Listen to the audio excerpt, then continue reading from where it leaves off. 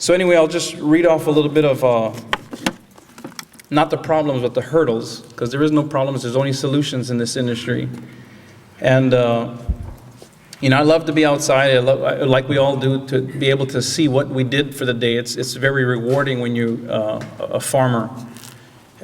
None of it goes, it may go unnoticed by the rest of the community, but, when you look back at what you did that day, it's very rewarding, and that's, we say it to our kids all the time, if you find something you love to do, you'll never have to work a day in your life. And that's why we all are here, is because we love it so much. Like Jerry said, it's not very profitable. I mean, most of us have a job so we can go and spend that income on our farm.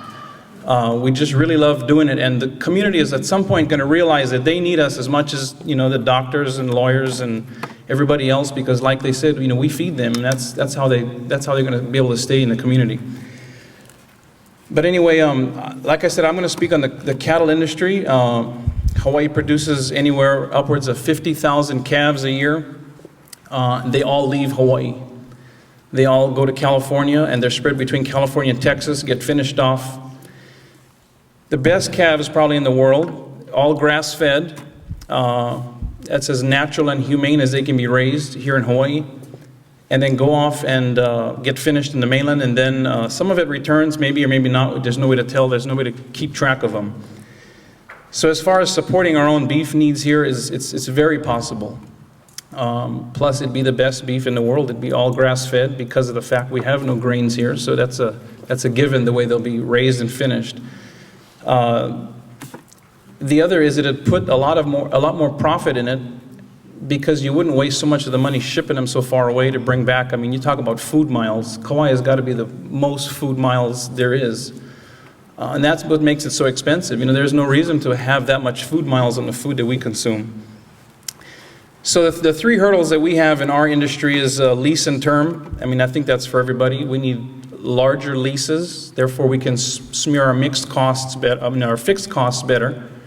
The more area we till, or graze, or what have you, the larger the smear factor is going to be over the product that we try to sell. So therefore the profit's going to be higher. And then the term needs to be as long as possible. That makes it bankable. And we all need our product to be, our farm to be bankable. If not, we won't be able to work on a scale enough to produce any income with it.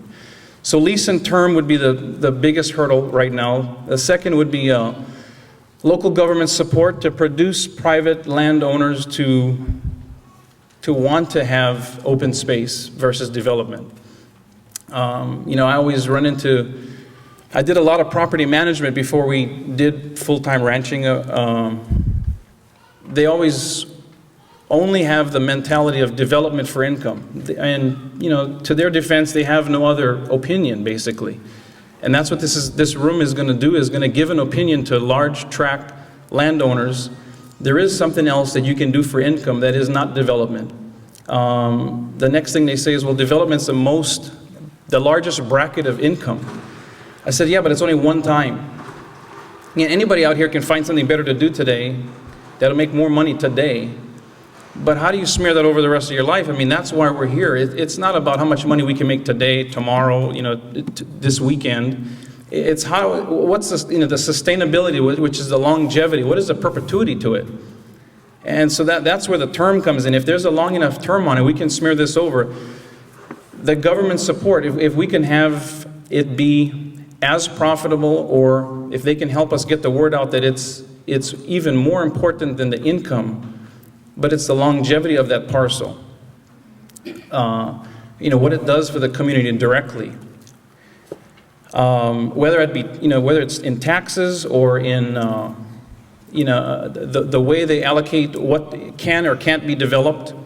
That would be the local government support. And then the next would be marketing. I don't know about you folks, but when you go and buy a steak, it's confusing as hell to figure out, is it organic? Is it grass-fed? Has it been raised here or not? Where was it raised and how was it raised and where did it come from before it got here? So by that time, you end up going over to the chicken or fish part of the store, And I'm a rancher, I'm supposed to understand this, but I think the marketing part of it, if it clearly depicted local, if it clearly depicted how it was raised, And then the consumer can make their own choice. I mean, we're not here to tell people they should eat organic and they should only eat stuff from Kauai. I think they should know what they're putting their money towards, and I think they're going to do the right thing. They're going to support their local businesses first because they live here. I mean, they're investing in their own future, not just my future. If they buy cattle from me, they're investing in their own future. I'll be able to be productive, and I'll go out there and I'll keep more land in open space, so when you drive to work, you don't have to stare at building after building till you get there, and building after building till you get home. So those are the three hurdles, I think, in the cattle industry. Like I said, lease and term, local government support, and marketing.